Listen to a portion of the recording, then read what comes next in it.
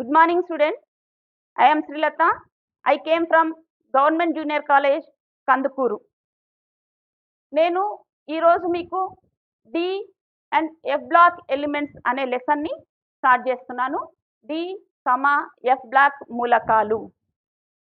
అయితే మీరు ఫస్ట్ ఇయర్లో ఉన్నప్పుడు ఎలిమెంట్స్ని బ్లాకులుగా విభజించడం గురించి ఆల్రెడీ చూశారు.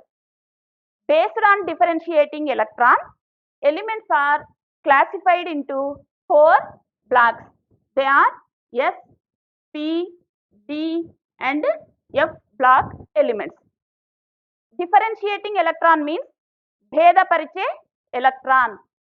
భేదపరిచే ఎలక్ట్రాన్ అంటే ఒక పరమాణువులో చివరగా వచ్చి చేరేటువంటి ఎలక్ట్రాన్ని భేదపరిచే ఎలక్ట్రాన్ అని చెప్తాం. అంటే ఫర్ ఎగ్జాంపుల్ సోడియం తీసుకున్నట్లయితే దీని atomic number 11, it's electronic configuration 1s2, 2s2, 2p6, 3s1. అలాగే ఆక్సిజన్ తీసుకుంటే atomic number 16, electronic configuration 1s2, 2s2, oxygen atomic number 8, electronic configuration 1s2, 2s2, 2p4. అలాగే స్కాండియం తీసుకుంటే atomic number 21, electronic configuration 1s2, 2s2, 2p6, 3s2, 3p6, 3d1, 4s2.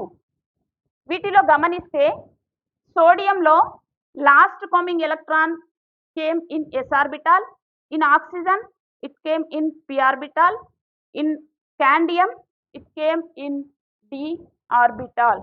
అంటే this last coming electron is called differentiating electron. That's why sodium comes in s block, oxygen comes in p block, scandium comes in d block elements. Like this, based on differentiating electron, elements are classified into 4 blocks. You already studied S and P blocks in first year. In S block, you already studied first and second group elements. In P block, first to fourth group. In second year, fifth group, sixth, seventh group, already studied. Today, I will take D block elements only. D block elements. The position of D block elements in periodic table is middle of the periodic table. ఇది ఆవర్తన పట్టికలో మధ్య భాగంలో ఉంటుంది. D block elements అనేవి ఆవర్తన పట్టికలో మధ్య భాగాన్ని ఆక్రమిస్తాయి. ఎడమవైపు S బ్లాక్ మూలకాలు, కుడివైపు P బ్లాక్ మూలకాలు, దిగువ భాగాన ఎఫ్ బ్లాక్ మూలకాలు ఉంటే మధ్యలో మిడిల్ ఆఫ్ ద పీరియాడిక్ టేబుల్లో డి బ్లాక్ ఎలిమెంట్స్ అనేవి ఉన్నాయి. కాబట్టి వీటి పొజిషన్ ఎక్కడ ఉంటుంది? మిడిల్ ఆఫ్ ది పీరియాడిక్ టేబుల్లో ఉంటుంది. సరే, ఈ డి బ్లాక్లో తిరిగి మళ్ళీ 4 సిరీస్ ఉన్నాయి. 4 శ్రేణులుగా ఉంది. శ్రేణి మీన్స్ అడ్డు వరుస, హారిజాంటల్ లైన్. ఈ 4 సిరీస్ ఏంటివి అంటే 3D, 4D, 5D and 6D శ్రేణులు. 3D, 4D, 5D, 6D శ్రేణులని 4 అడ్డు వరుసలు ఉన్నాయి. ఈ 4 అడ్డు వరుసలలో 3D, 4D, 5D శ్రేణులు పూర్తిగా నింపబడి ఉంటాయి. They are completely filled. But 6D శ్రేణి ఇన్కంప్లీట్ ఫిల్లింగ్ గా ఉంటుంది. Next, electronic configuration. The outermost electronic configuration of these elements is n-1 d 1 to 10 ns 1 or 2. ఈ మూలకాల యొక్క బాహ్య స్థాయి సాధారణ electron విన్యాసము n-1 d 1 to 10 ns 1 or 2. అయితే there are some anomalous electronic configurations. కొన్ని అసాధారణ ఎలక్ట్రాన్ విన్యాసాలు కూడా ఉన్నాయి. అంటే ఈ ఎలక్ట్రాన్ విన్యాసాలలో కొన్ని మార్పుల్ని కూడా మనము ఇందులో చూడొచ్చు. ఫర్ ఎగ్జాంపుల్ క్రోమియం తీసుకున్నట్లయితే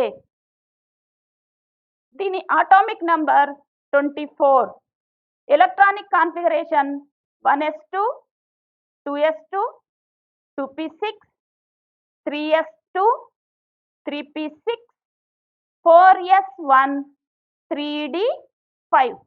అలాగే కాపర్ తీసుకుంటే దీని atomic number 29, electronic configuration 1s2, 2s2, 2p6, 3s2, 3p6, 4s1, 3d10. వీటిలో ఎలక్ట్రానిక్ కాన్ఫిగరేషన్లో మార్పులు అనేవి మనకి కనిపిస్తున్నాయి, అనామలస్గా ఉన్నాయి.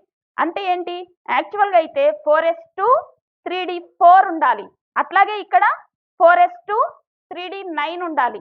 కానీ క్రోమియంలోకి వచ్చేసరికి 4s1, 3d5 అయింది. అలాగే కాపర్లోకి వచ్చేసరికి 4s1, 3d10 అయింది. ఎందుకు ఇలా జరుగుతుంది అంటే orbitals having half filled or completely filled have more stability. పరమాణువులు లేదా అయాన్లలో సగము లేదా పూర్తిగా నిండి ఉన్నటువంటి ఎలక్ట్రాన్ విన్యాసం ఉన్నట్లయితే అలాంటి వాటికి స్థిరత్వం ఎక్కువగా ఉంటుంది. To get more stability electronic configuration అనేది ఈ రకంగా మారడం జరుగుతుంది. ఇలాగే మనం ఇంకా కొన్ని ఎగ్జాంపుల్స్ కూడా మీరు ప్రాక్టీస్ చేసుకోవచ్చు. సిల్వర్లో కనిపిస్తుంది, అలాగే ఆరంలో కూడా మనము వీటిని చూడొచ్చు. ఇది ఎలక్ట్రానిక్ కాన్ఫిగరేషన్, ఎలక్ట్రాన్ విన్యాసము. దీన్ని తెలుగులో ఇక్కడ రాస్తాను, ఎలక్ట్రాన్ విన్యాసము. ఈ మూలకాల బాహ్య స్థాయి సాధారణ electron విన్యాసము n-1 d 1 to 10 ns1 or 2. అయితే ఇందులో కొన్ని అసాధారణ ఎలక్ట్రాన్ విన్యాసాలు ఉన్నాయి. ఫర్ ఎగ్జాంపుల్ క్రోమియం, కాపర్ తీసుకున్నట్లయితే క్రోమియం పరమాణు సంఖ్య 24, దీని electron విన్యాసము 1s2, 2s2, 2p6, 3s2, 3p6, 4s1, 3d5. అట్లాగే కాపర్ది తీసుకుంటే దీని పరమాణు సంఖ్య 29, electron విన్యాసము 1s2, 2s2, 2p6, 3s2, 3p6, 4s1, 3d10. ఎందుకు ఇలా జరుగుతుంది అంటే సగము లేదా పూర్తిగా నిండి ఉన్నటువంటి ఆర్బిటాల్ ఉన్నట్లయితే ఒక డి ఆర్బిటాల్లో మొత్తం 5 ఆర్బిటాల్ ఉంటాయి. అంటే సగము నిండింది అంటే d5.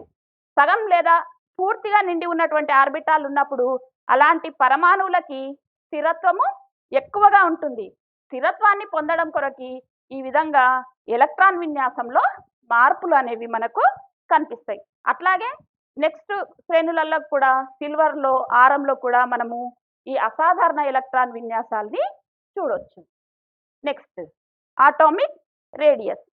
సాధారణంగా ఒక పీరియడ్లో లేదా ఒక శ్రేణిలో ఎడమ నుండి కుడికి వెళ్ళే కొద్దీ పరమాణు పరిమాణాలు అనేవి క్రమంగా తగ్గుతూ వస్తాయి. ఎందుకంటే భేదపరిచే ఎలక్ట్రాన్ ఒకే కక్షలోకి చేరుతూ వస్తుంది. ఎడమ నుండి కుడికి వెళ్ళే కొద్దీ భేదపరిచే ఎలక్ట్రాన్ అంటే వచ్చి చేరేటువంటి ఎలక్ట్రాన్ ఒకే కక్షలో వచ్చి చేరుతుంది. ఎడమ నుంచి కుడికి వెళ్ళే కొద్దీ పరమాణు సంఖ్య పెరుగుతుంది.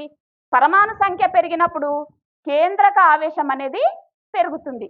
ఎప్పుడైతే కేంద్రక ఆవేశం పెరుగుతుందో ఎలక్ట్రాన్ల పైన కేంద్రక ఆకర్షణ అనేది పెరుగుతుంది.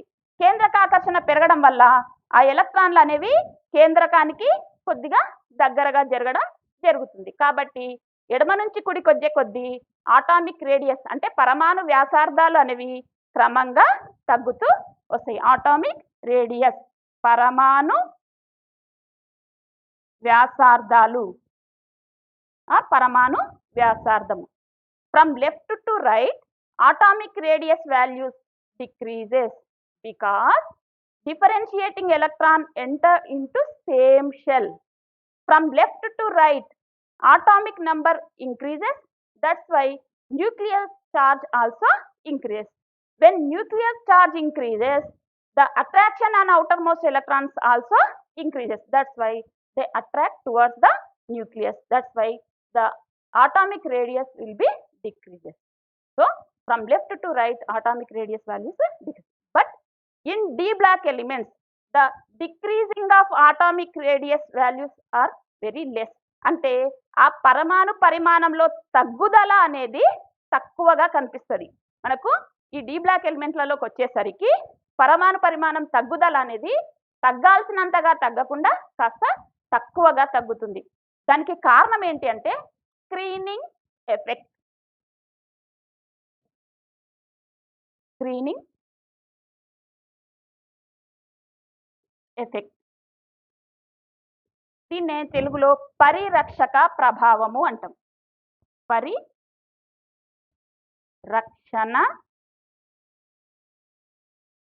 రక్షక ప్రభావము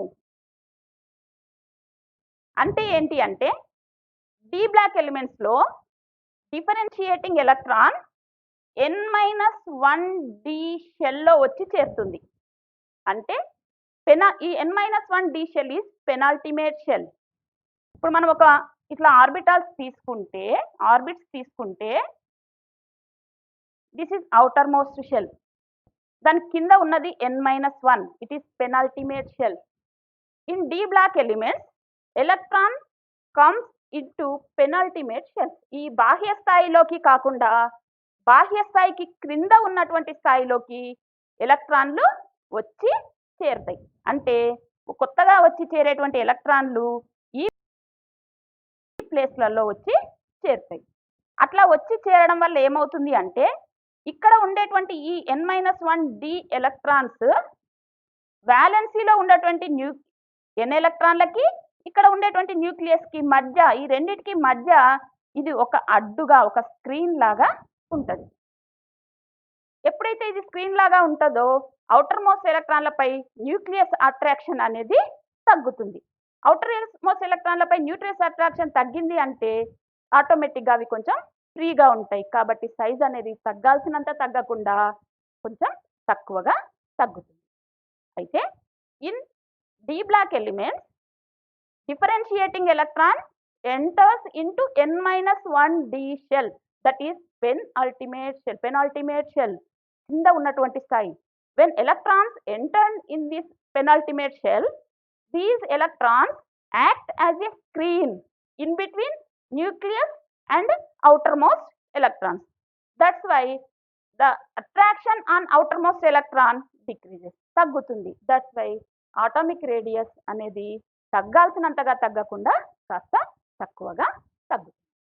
next metallic character. In this D block all are metals.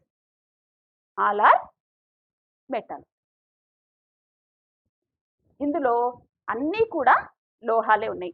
Next they have high boiling points and melting points. వీటికి అధిక ద్రవీభవన, బాష్పీభవన స్థానాలని కలిగి ఉన్నాయి. నెక్స్ట్ దే ఆర్ మలియబుల్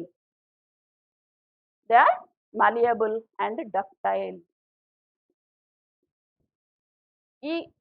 ఇందులో డి బ్లాక్ లో ఉన్నటువంటి మూలకాలు అన్నీ కూడా లోహాలే ఉన్నాయి.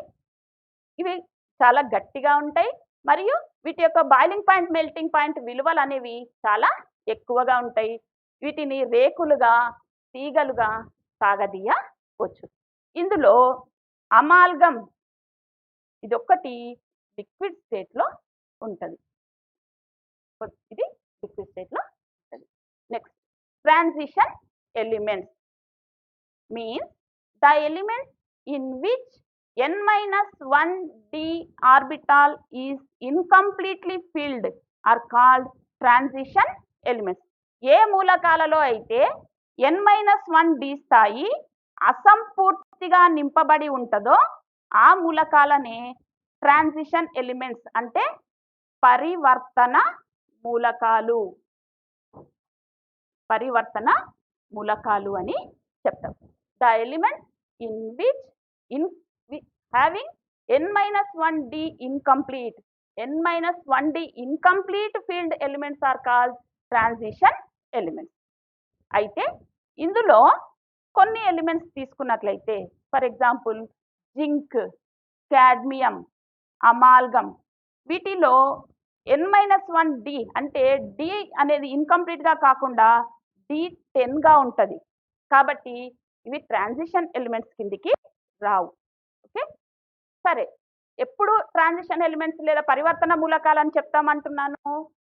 N-1D స్థాయిలో అసంపూర్తిగా నింపబడి ఉండాలి. అంటే D1 to 9 వరకు ఉన్నటువంటి ఎలిమెంట్స్ అన్నీ కూడా, ఎలిమెంట్స్ కానీ అయాన్స్ కానీ దేని కిందికి వస్తాయి? ట్రాన్సిషన్ ఎలిమెంట్స్ కిందికి వస్తాయి. సరే, because of this N-1D incomplete filling, they show some characteristic properties. ఈ N-1D స్థాయిలో అసంపూర్తిగా నింపబడి ఉండడం వల్ల ఇవి కొన్ని ప్రత్యేకమైనటువంటి ధర్మాలని ప్రదర్శిస్తాయి. ప్రత్యేక ధర్మాలు ప్రదర్శిస్తాయి. అవేంటి అంటే వేరియబుల్ ఆక్సిడేషన్ నంబర్స్, అంటే వివిధ ఆక్సీకరణ సంఖ్యలు. Next formation of coloured ions, అంటే రంగు గల అయాన్లను ఏర్పరచడం. నెక్స్ట్ పారామాగ్నెటిక్ నేచర్, అంటే పారా అయస్కాంత స్వభావాన్ని ప్రదర్శించడం. Next act as a catalyst, అంటే ఉత్ప్రేరకాలుగా పనిచేయడం. Next formation of interstitial compounds, అల్పాంతర సమ్మేళనాలను ఏర్పరచడం.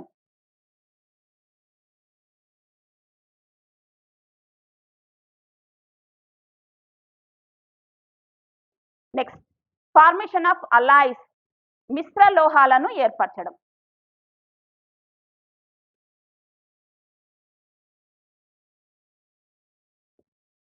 సరే, ఒక్కొక్క దాని గురించి ఎక్స్ప్లెయిన్ చేస్తాను. First one, variable oxidation numbers, వివిధ ఆక్సీకరణ సంఖ్యలు. ఈ అన్ని ప్రాపర్టీస్కి కూడా ఒకటే రీజన్ ఏంటది? N-1D స్థాయిలో అసంపూర్తిగా నిండి ఉండడం. Incomplete filling of N-1D. Because of incomplete filling they show all these properties. మీకు విడివిడిగా ఏ దానికి రీజన్ అడిగినా, ఎక్కడ క్వశ్చన్ అడిగినా అన్నిటికీ కామన్ రీజన్. ఓకే, సరే. వేరియబుల్ ఆక్సిడేషన్ నంబర్స్, వివిధ ఆక్సీకరణ సంఖ్యలు. మరి ఎస్ బ్లాక్లో కానీ పి బ్లాక్లో కానీ మీరు ఏం చూస్తారు? ఆక్సిడేషన్ నంబర్ అనేది గ్రూప్ నంబర్కి కానీ లేదా 8- గ్రూప్ నంబర్కి కానీ సమానంగా ఉంది. కానీ డి బ్లాక్ ఎలిమెంట్స్లోకి వచ్చేసరికి ఎక్కువ రకాల ఆక్సిడేషన్ నంబర్స్ని ప్రదర్శిస్తాయి. They show more oxidation numbers. They are from +1 to +8. +1 నుంచి +8 వరకు ఉన్నటువంటి ఆక్సిడేషన్ నెంబర్స్ని ఇవి చూపిస్తున్నాయి. అయితే మరి కారణం ఏంటి? Reason for this is there is a small energy gap between NS and N-1D shells. NS బాహ్య స్థాయి, దాని దిగువన ఉన్న స్థాయి అంటే N-1D, ఈ రెండిటి మధ్య ఎనర్జీ గ్యాప్ అనేది తక్కువగా ఉంటుంది. ఎనర్జీ గ్యాప్ తక్కువగా ఉంటుంది కాబట్టి both are participate in bond formation. NS మరియు N-1D రెండు కూడా బాండ్ ఫార్మేషన్లో పాల్గొంటాయి. అట్లా NSలో ఉన్నటువంటి ఎలక్ట్రాన్స్, N-1Dలో ఉన్నటువంటి ఎలక్ట్రాన్స్ కూడా బాండ్ ఫార్మేషన్లో పాల్గొనడం వల్ల ఎక్కువ రకాల ఆక్సిడేషన్ నంబర్స్ని ఇవి ప్రదర్శించగలుగుతాయి. అయితే 3Dలో చూసినట్లయితే హైయెస్ట్ ఆక్సిడేషన్ నంబర్, మొత్తం 4 సిరీస్ అన్నాను కదా, 3D, 4D, 5D and 6D. అయితే 3D శ్రేణిలోకి వచ్చేవరకు highest oxidation number is 7. Example is KMnO4. In KMnO4 manganese oxidation number is +7. అలాగే నెక్స్ట్ వాటిల్లో హైయెస్ట్ ఆక్సిడేషన్ నెంబర్ వచ్చేసి +8. ఎగ్జాంపుల్ వచ్చేసి osmium tetroxide and ruthenium tetroxide. Osmium tetroxide, ruthenium టెట్రాక్సైడ్లో oxidation నంబర్లు అనేవి +8 oxidation number ఉంటుంది. నెక్స్ట్ ఇందులో మినిమం ఆక్సిడేషన్ నెంబర్ వచ్చేసి +1. ఇదేమో మ్యాక్సిమం ఆక్సిడేషన్ నెంబర్స్ తీసుకుంటే ఇక్కడ మినిమం ఇవి ప్రదర్శించేటువంటి ఆక్సిడేషన్ నెంబర్ +1. అది క్రోమియం +1, కాపర్ +1, సిల్వర్ +1, ఏజీ +1 అలా. ఇవి +1 ఆక్సిడేషన్ నెంబర్స్ని కూడా ఇస్తాయి.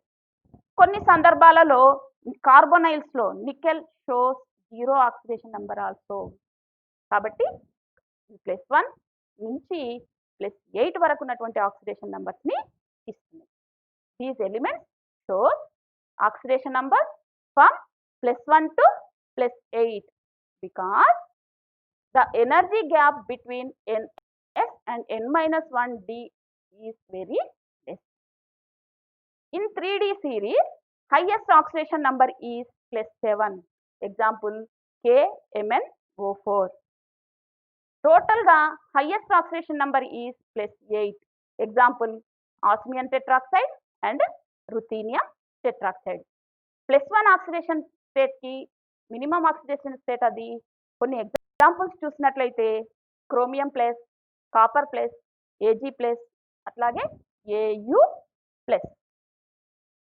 నికెల్ కార్బోనైల్స్లో in nickel carbonyls nickel oxidation number is 0. Iron shows 2 oxidation numbers, one is +2, another one is +3. +2 and +3. In lower oxidation numbers, it is called ferrous. In higher oxidation numbers, it is called ferric. Same element, 2 different types of oxidation number unte lower oxidation numbers lo as ani piluste, higher oxidation number lo ik ani pilustam. This is the variable oxidation numbers, వివిధ ఆక్సీకరణ సంఖ్యలు. Next formation of coloured ions, రంగుగల అయాన్లని ఏర్పరచడం. మళ్ళీ same reason, రంగుగల అయాన్లను ఏర్పరచడానికి కారణము N-1d cell incomplete filling. Because of incomplete filling N-1d, because of containing lone electrons, they shows color. They observe visible region wavelengths and the transmitted light shows the color. సరే, ఇందులో scandium +3 కానీ titanium +4 కానీ తీసుకున్నట్లయితే they can't have lone electrons, that's why they are colourless. Scandium +3 and titanium +4 are colourless because they don't have lone electrons. అయితే in Fe తీసుకుంటే Fe+2 is in green colour, Fe+3 is in yellow colour. అయితే ఇక్కడ ఏమవుతుంది అంటే there are D transaction, D to D electron transactions are present in D block elements or in transition elements. ఎలా దీని కొరకు నేను ఇక్కడ చిన్నగా తీసుకుంటాను మళ్ళీ కాస్త ప్లేస్ని for explanation. D orbitals are 5 types. D orbitals are 5 types. dx, dxy, dxz, dyz, dx2y2 and dz2. dxy, xz, yz, x2y2 and z2 అని 5 types of d orbitals are there. In ground state, all d orbitals having similar energy, ఒకే రకమైనటువంటి శక్తిని కలిగి ఉంటుంది. They are called డీజెనరేటెడ్ orbitals అని చెప్తాం. అన్నిటికీ కూడా ఒకే శక్తి ఉంటుంది. ఇన్ కాంపౌండ్స్ ఏమవుతుందంటే ఈ ఎనర్జీ అనేది కొంచెం పెరుగుతుంది. కాంపౌండ్స్ ఏర్పడినప్పుడు డి ఆర్బిటాల్ల ఎనర్జీ అనేది పెరుగుతుంది. Next, in presence of ligands these d orbitals splits into 2 types. One is P2G, another one is EG. అంటే in presence of ligands, d orbitals splits into 2 groups, P2G and EG. P2G means dxy, dxz and dyz ఉంటాయి. అందులో ఈజీలో dx2y2 and dz2 అనేది ఉంటుంది. అంటే in presence of ligands ఏమవుతుంది, D orbital splitting అనేది జరుగుతుంది. అయితే ఎలక్ట్రాన్స్ అనేవి ఈ ప్లేస్ నుంచి ఇక్కడికి కదులుతూ ఉంటాయి. ట్రాన్సాక్షన్ అనేది జరుగుతూ ఉంటుంది by absorption of visible light. అంటే నేను ఎందుకు ఇది చెప్పాల్సి వస్తుందంటే ఇక్కడ నేను ఏం చెప్పాను, డి ట్రాన్సాక్షన్స్ ఉంటాయి అంటున్నాను. అంటే డి ఆర్బిటాల్లో నుంచే ఇంకొక డి ఆర్బిటాల్లోకి ఎలక్ట్రాన్లు జంప్ అవుతాయి. మరి ఎక్కడి నుంచి వస్తున్నాయి ఆ డి ట్రాన్సాక్షన్స్ అంటే splitting of D orbitals is taking place in transition metals. Because of this splitting, electrons can move from one phase to another phase. To move this electron, they absorb some energy from visible region of light. అట్లా కొన్ని రంగుల్ని అది visible రీజియన్లో దృగ్గోచర కాంతిలో కొన్ని తరంగ దైర్ఘ్యాన్ని శోషించుకోగా మిగిలిన తరంగ దైర్ఘ్యాలకు సంబంధించినటువంటి రంగు అనేది మనకు కనిపిస్తుంది. అట్లా డిడి ట్రాన్సాక్షన్స్ ఉండడం వల్ల ఇవి కలర్స్ని చూపిస్తాయి. ఓకే, ఇది formation of coloured ion. Next ఇంకా కొంచెం డెప్త్లోకి వెళ్తే ఈ కలర్స్ అనేవి వేరే వేరే వాటిపైన కూడా ఆధారపడి ఉంటాయి. అవి క్రిస్టల్ ఫీల్డ్ స్ప్లిట్టింగ్ ఎనర్జీ పైన ఆధారపడి ఉంటుంది. నెక్స్ట్ లైగాండ్ ఫీల్డ్ స్ట్రెంత్ పైన ఆధారపడి ఉంటుంది. నెక్స్ట్ దాంట్లో ఉన్నటువంటి loan electron number of loan electrons పైన కూడా ఆధారపడి ఉంటుంది. ఇదంతా కూడా మీరు హయ్యర్ ఎడ్యుకేషన్స్లో దీని గురించి ఇంకా డీప్గా చదువుతారు. ఓకే, నెక్స్ట్ పారామాగ్నెటిక్ నేచర్, అయస్కాంత స్వభావం. అయితే ఈ అయస్కాంత స్వభావం అనే దాన్ని ఎట్లా డిసైడ్ చేస్తారంటే when a compound is placed in a external magnetic field, if the compound or substance is attracted by the external magnetic field ఉన్నట్లయితే దాన్ని పారామాగ్నెటిక్ సబ్స్టాన్సెస్ అంటాం. ఒకవేళ అవి repelled by external magnetic field ఉంటే దాన్ని డయామాగ్నెటిక్ సబ్స్టాన్సెస్ అంటాం. Next strongly attracted ఉన్నట్లయితే వాటిని ఫెర్రోమాగ్నెటిక్ సబ్స్టాన్సెస్ అని చెప్తాం.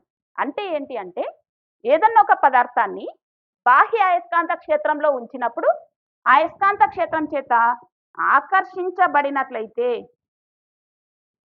వాటిని పారా అయస్కాంత పదార్థాలు అని చెప్తాం. For example iron.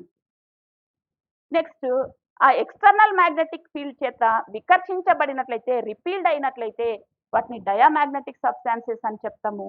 దీనికి ఎగ్జాంపుల్గా ఇన్ఆర్గానిక్ కాంపౌండ్స్లో మనం ఫ్లోరిన్ అట్లాంటి వాటిని చెప్పుకోవచ్చు. నెక్స్ట్ ఫెర్రోమాగ్నెటిక్ సబ్స్టాన్సెస్, ఇవి ఎక్కువగా ఆకర్షించబడతాయి. ఇవి ఇక్కడ కూడా మనం ఐరన్ని ఎగ్జాంపుల్గా తీసుకోవచ్చు. పారామాగ్నెటిక్ సబ్స్టాన్సెస్కి బెస్ట్ ఎగ్జాంపుల్ ఆక్సిజన్ని తీసుకోవచ్చు. Okay, paramagnetic substance, dia and ferromagnetic substances అని చెప్పి ఉన్నటువంటి పదార్థాలని 3 రకాలుగా విభజించడం జరిగింది based on attraction or repulsion in external magnetic field. సరే, this paramagnetism is expressed in magnetic momentum. Magnetic movement. It is shown by letter mu. Magnetic movement, mu. Mu is, there is a formula for it. Mu s is equal to under root n into n plus 2 Bohr magnetons. Mu s is equal to n into under root n into n plus 2 Bohr magnetons. In this, n is number of loan electrons. ఇందులో n అంటే ఒంటరి ఎలక్ట్రాన్ల సంఖ్య. అయితే ఏమంటున్నాను, తెలుగులో కూడా same word అమ్మా. Magnetic మూమెంట్ని తెలుగులో అయస్కాంత భ్రామకము అంటాం.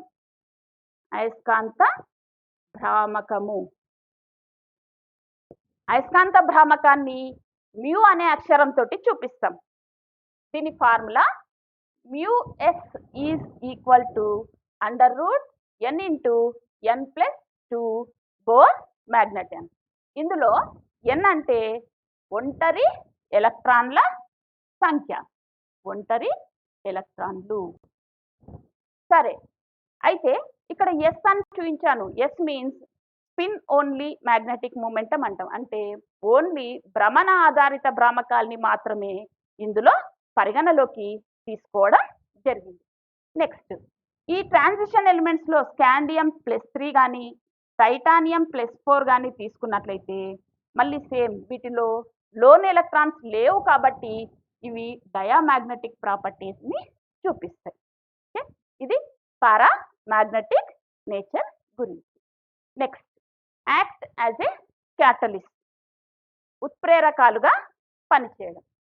ఇది వేరియబుల్ ఆక్సిడేషన్ నంబర్స్ ఉండడం వల్ల ఇవి ఉత్ప్రేరకాలుగా పనిచేయగలుగుతున్నాయి.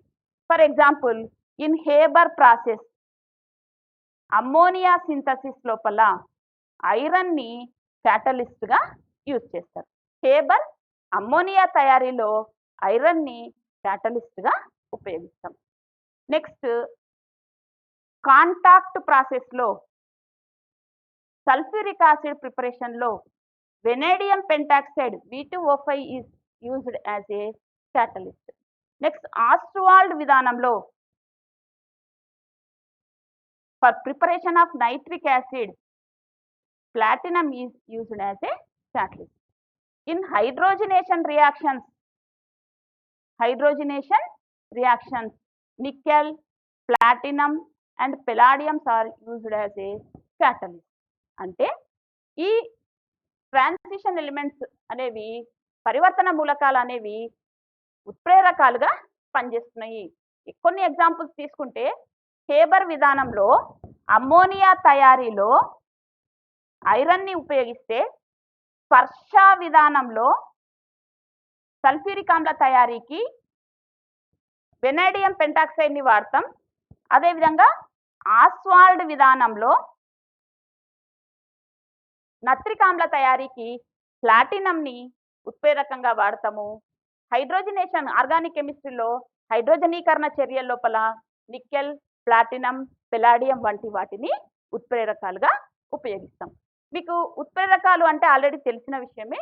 ఏంటి?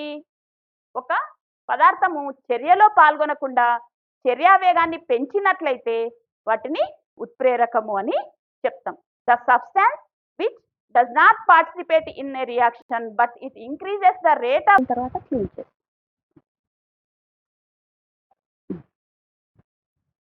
ఈ రకంగా ఈ మూలకాలు, ఈ ట్రాన్సిషన్ ఎలిమెంట్స్ అనేవి ఉత్ప్రేరకాలుగా పనిచేస్తున్నాయి. ఈ క్లాసులో చెప్పడం ఇంతటితో ఆపేసి మీకు కొన్ని అసైన్మెంట్స్ ఇస్తాను. ఆ అసైన్మెంట్స్కి సంబంధించినటువంటి నోట్స్ని మీరు ఇంట్లో ప్రిపేర్ చేసుకొని